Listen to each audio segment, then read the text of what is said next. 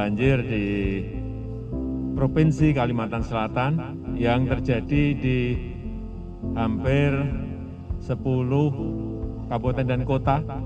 Ini adalah sebuah banjir besar yang mungkin sudah lebih dari 50 tahun tidak terjadi di Provinsi Kalimantan Selatan. Terakhir, saya ingin menyampaikan duka cita yang mendalam atas korban yang meninggal di musibah banjir di Kalimantan Selatan ini. Semoga keluarga yang ditinggalkan mendapatkan kesabaran dan keikhlasan.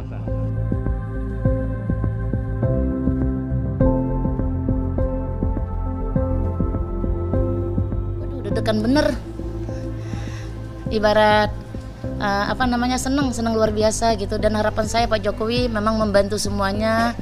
Mudah-mudahan ada jalan dari Allah Ta'ala untuk Pak Jokowi membantu kami semuanya. Bangga dan gembira, semangat semuanya. Terima kasih atas bantuannya.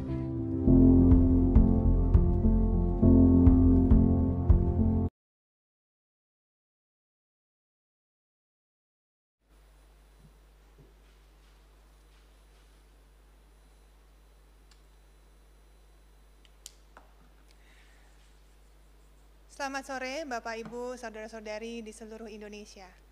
Doa dan harapan saya agar kita semua senantiasa sehat dan produktif mengisi awal minggu ini.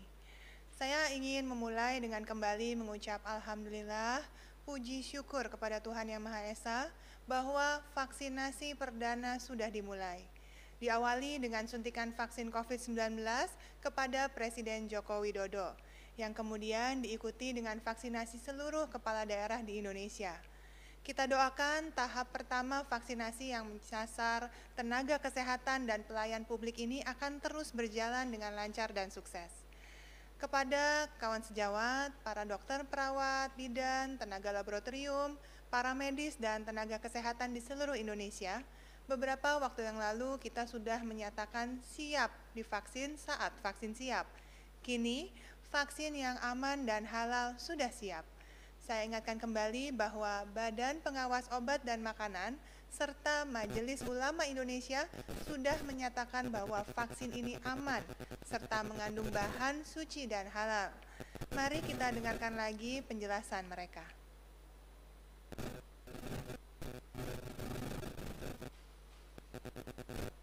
Dalam kondisi emergency atau emergency use authorization.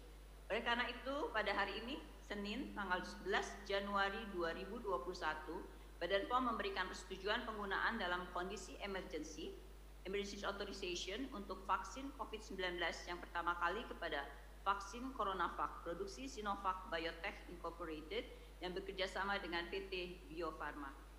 Vaksin COVID-19 yang diproduksi oleh Sinovac Life Science Co. Ltd. China, yang diajukan proses sertifikasinya oleh PT Bio Farma, hukumnya suci dan halal. Bapak Ibu, Saudara-saudari, maka kini waktunya tiba untuk mensukseskan program vaksinasi ini.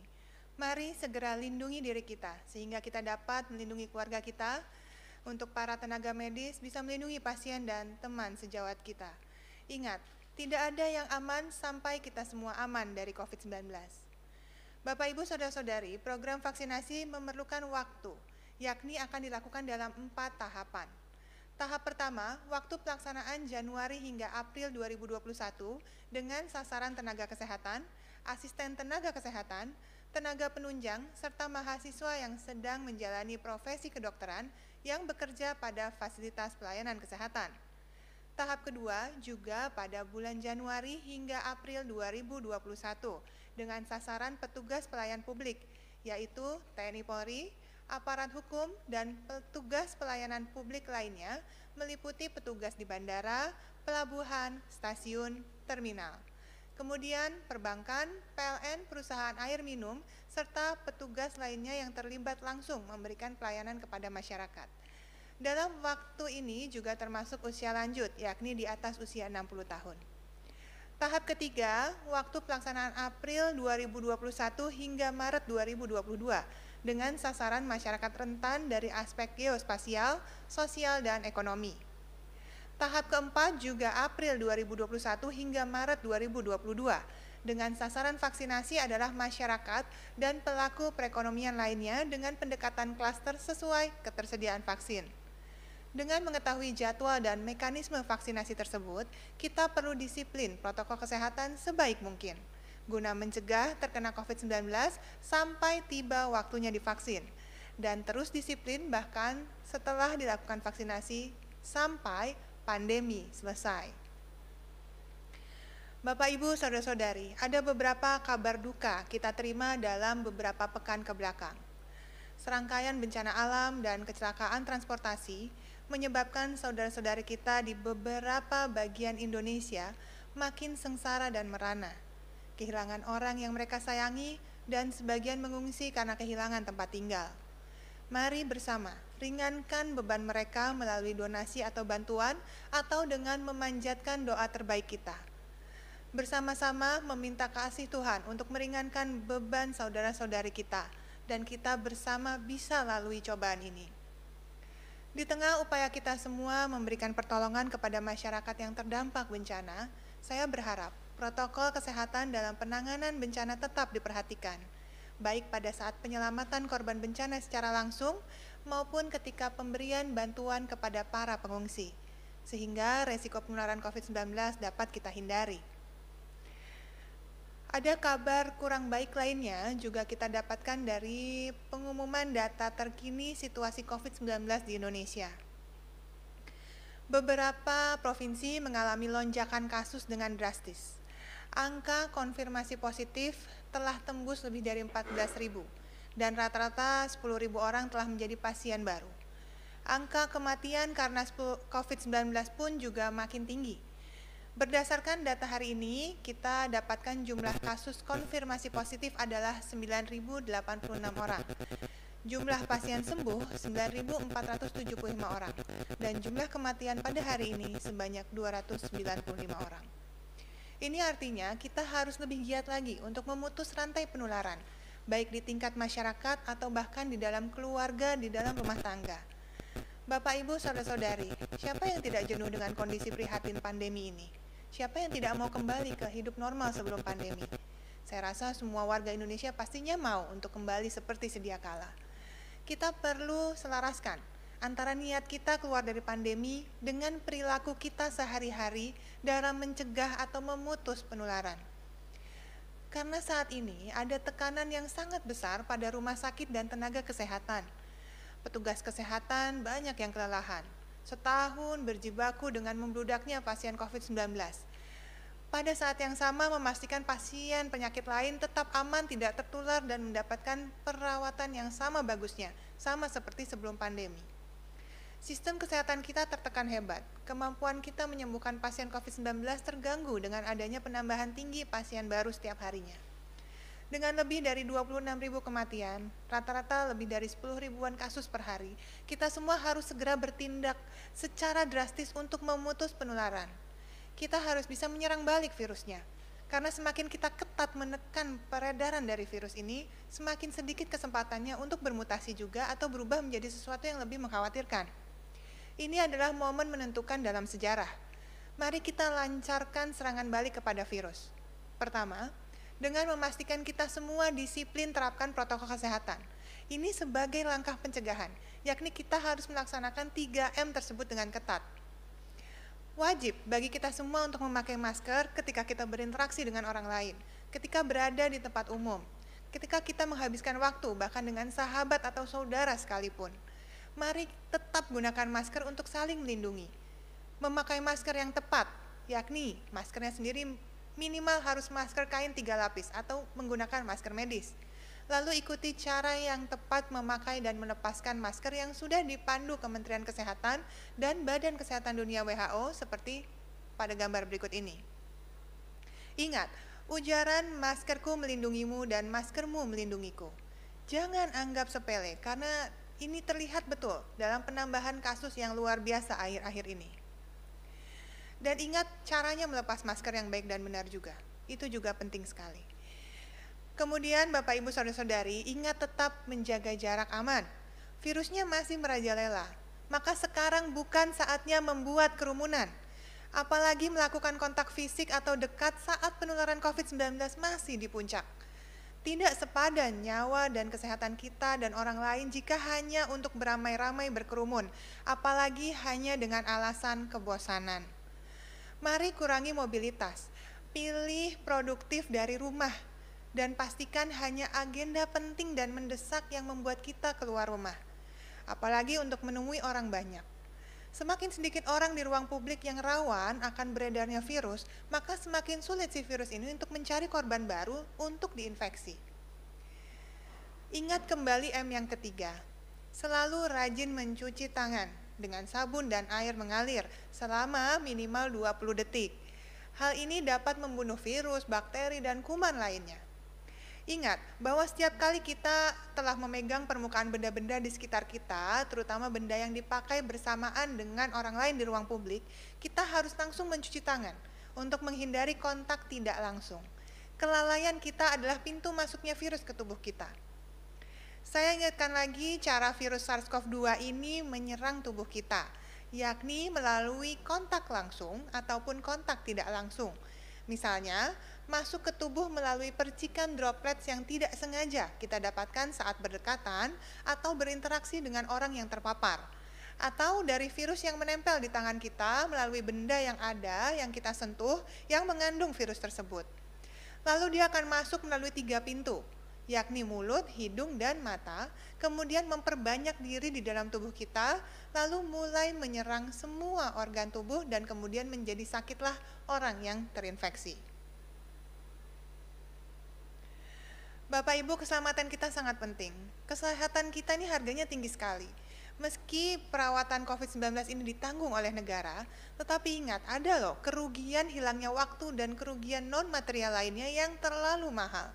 Rasa sakit yang sangat tidak mengenakan, serta kemungkinan hilangnya nyawa. Usahakan jangan sampai terkena sama sekali. Lindungi diri, keluarga, dan orang lain. Oleh karena itu, sekali lagi tidak bosan-bosannya saya mengingatkan untuk tingkatkan lagi disiplin 3M kita.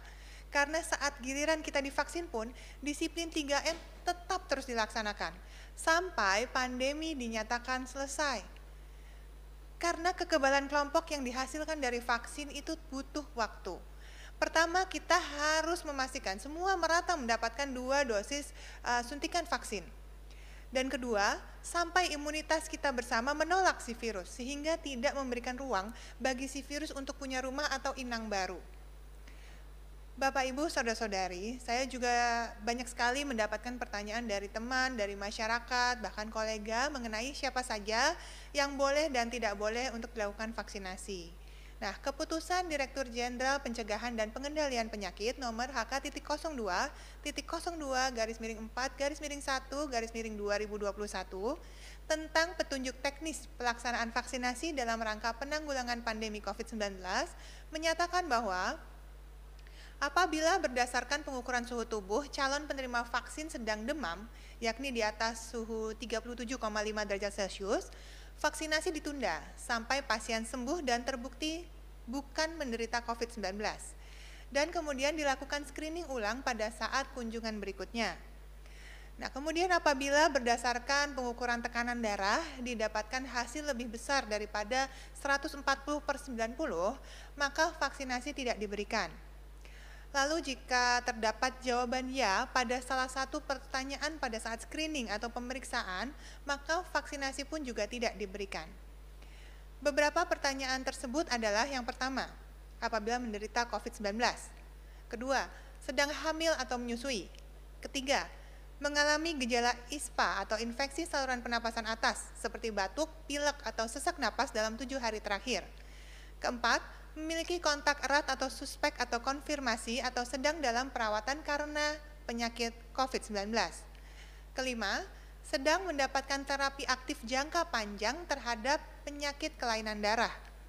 Keenam, menderita penyakit jantung atau gagal jantung atau penyakit jantung koroner. Ketujuh, menderita penyakit autoimun sistemik seperti SLE atau lupus, Sjogren vaskulitis, dan autoimun lainnya. Kedelapan, menderita penyakit ginjal kronis atau sedang menjalani hemodialisis atau dialisis peritoneal atau transplantasi ginjal atau mengalami sindroma nefrotik dengan kortikosteroid. Kesembilan, menderita penyakit rematik autoimun atau rheumatoid arthritis. Kesepuluh, menderita penyakit saluran pencernaan kronis. 11, menderita penyakit hipertiroid atau hipotiroid karena autoimun. 12, menderita penyakit kanker, kelainan darah, imunokompromis atau defisiensi imun dan menerima produk darah atau transfusi. 13, menderita penyakit diabetes mellitus bagi penderita DM tipe 2 terkontrol dan HbA1c di bawah 58 atau 7,5% dapat diberikan vaksinasi. 14, menderita HIV dengan angka CD4-nya di bawah 200 atau tidak diketahui maka vaksinasi tidak diberikan. 15, memiliki penyakit paru seperti asma, PPOK, TBC. Vaksinasi ditunda sampai kondisi pasien terkontrol dengan baik. Dan 16, untuk penyakit lain yang tidak disebutkan dalam format screening dapat berkonsultasi kepada dokter ahli yang merawat. Pada prinsipnya, semua orang yang bisa divaksin harus siap divaksin. Yang ditunda akan mendapatkan manfaat vaksin dari kita yang bisa divaksin. Nah, kalau kebanyakan dari kita kebal, virusnya tidak bisa lagi loh untuk berkembang biak. Dan mereka yang belum divaksinasi tadi, yang belum dapat kesempatannya, akan terlindungi secara tidak langsung. Sekaranglah waktunya bagi petugas kesehatan serta petugas pelayan publik untuk memutus penularan melalui vaksinasi. Nah, bagi yang menunggu gilirannya, ingat, tetap disiplin dan makin ketat jalankan protokol 3M. Hindari dan jangan kena sama sekali. Stop penularan COVID-19 melalui perilaku kita. Bersama, kita bisa lawan dan kalahkan COVID-19. Selamat sore dan salam sehat dari saya.